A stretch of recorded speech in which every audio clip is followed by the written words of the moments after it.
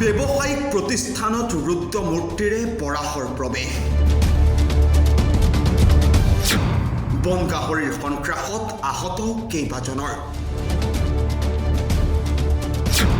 এবিধ পোকেও নিদ্ৰা হৰণ কৰিছে জনতাৰ। পোকৰ আক্ৰমণতো চিকিৎসাধীন কেইবাজন ব্যক্তি। ধিঙত অব্যাহত আছে বন গাহৰিৰ সন্ত্ৰাস। একেদিনাই তিনিজনকৈ লোক গাহৰিৰ আক্ৰমণত গুৰুতৰভাৱে আহত হৈছে।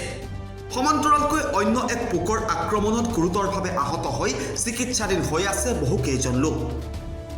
ধিঙত অব্যাহত আছে এতিয়াও বন গাহৰিৰ সন্ত্ৰাস আৰু যোৱাকালি দিনৰ ভাগত ধিং চহৰৰ মাজমজিয়াত বন গাহৰিৰ আক্ৰমণত দুজনকৈ লোক গুৰুতৰভাৱে আহত হোৱাৰ পাছত পুনৰ নিশা গাহৰিৰ আক্ৰমণত গুৰুতৰভাৱে আহত হৈ ধিং আঠগাঁৱৰ মানস কুমাৰ শইকীয়া নামৰ লোকজন। গুৰুতৰভাৱে আঘাতপ্ৰাপ্ত মানস কুমাৰ শইকীয়া বৰ্তমান ধিং এফআৰইউত চিকিৎসাধীন হৈ আছে। উল্লেখ্য যে ধিঙত অবাধ গতিত বৃদ্ধি পাইছে বন গাহৰিৰ সংখ্যা।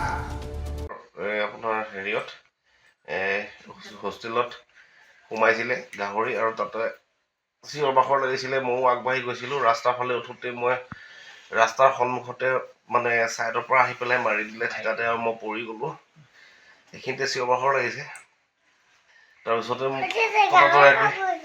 ধিং চিভিললৈ যাওঁ। ধিং চিভিলত ড্ৰেছিং কৰি চিলাই কৰি পেলাই নগাঁও চিভিললৈ ৰেফাৰ কৰিছে আৰু মই নগাঁও গৈ পেলাই মৌখুলি চিভিল হস্পিটেলত ডক্টৰৰ লগত যোগাযোগ কৰি দেখাই কৰি আকৌ ৰাতি ঘৰ পাওঁ আৰু এতিয়াও আকৌ মাতিছে ডক্টৰ চাৰ্জাৰ ডক্টৰে মাতিছে। কি কৰে বন বিভাগক কি জনাব এই বিষয়লৈ? কাৰণ ইয়াত এই বিষয়লৈ হৈ আছে আৰু এনেকুৱা আগে পিছে বহুতৰে হৈছে।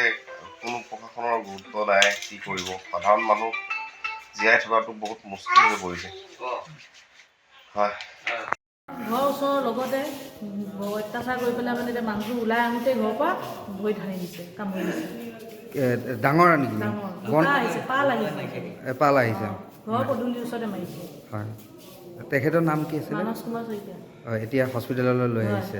কেইটামান বজাত ঘটনা হৈছে? হৈছে 10-15 মিনিট আগত। মানে তেতিয়া ধৰক 9টামান বাজিছে। 9টা বাজিছে। হয়, তেখেতে ক'ত আছিলে? ঘৰৰ পৰা ওলাই আহিছে পদূলিতে। ৰাস্তাত মাৰিছে।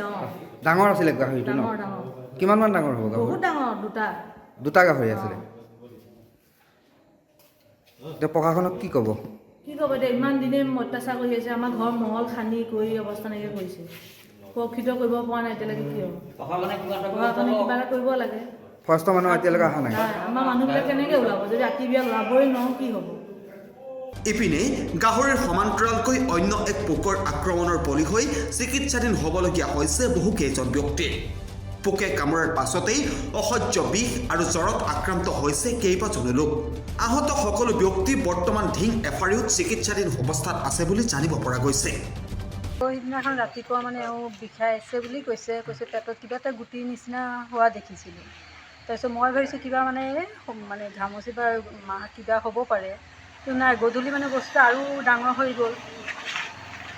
ডাঙৰ হৈ যাওঁতে তাৰপিছত ছোৱালীয়ে মানে কোনোবাই ক'লে এনেকুৱা কিবা ওলাইছে, পোক থাকিব পাৰে। মোৰো মূৰতে হৈছে, ছেম একেই। কালি মোৰ ছোৱালীয়ে উঠালে, কিন্তু সেই উকুনিৰ নিচিনা পোক এটাহে। কিন্তু এৰুৱাইছে যে বিষাইছে, এতিয়াও বিষ আছে। পোকটো দেখা পাইছিলে? দেখা পাইছোঁ। কেনেকুৱা ধৰণৰ পোক? এই মানে উকুনিতকৈ চেপেটা বস্তুটো কিবা ছালৰ লগত লাগি থকা তেনেকুৱা পোক। আৰু এওঁটো ওলাইছে, এওঁটো ডাঙৰ হ'ল অকণমান। মাৰিছোঁ যে মানে তেজ ওলাইছে। এইটো কি ধান খেতি কিবা মাৰোতে হৈছে নেকি? মাৰোতে নহয়, এইটো গৰু ছাগলী ক'ৰবাত গাত থাকে, চিকৰা টাইপৰ তেনেকুৱা। এতিয়া মানে কি বিষ? বিষাইছে নহয়, চুব নোৱাৰে। ভাতে খাব পৰা নাই। আপোনাৰ দুইজনৰ আছে ন? এওঁৰ পেটত হৈছে, মোৰ মূৰত হৈছে।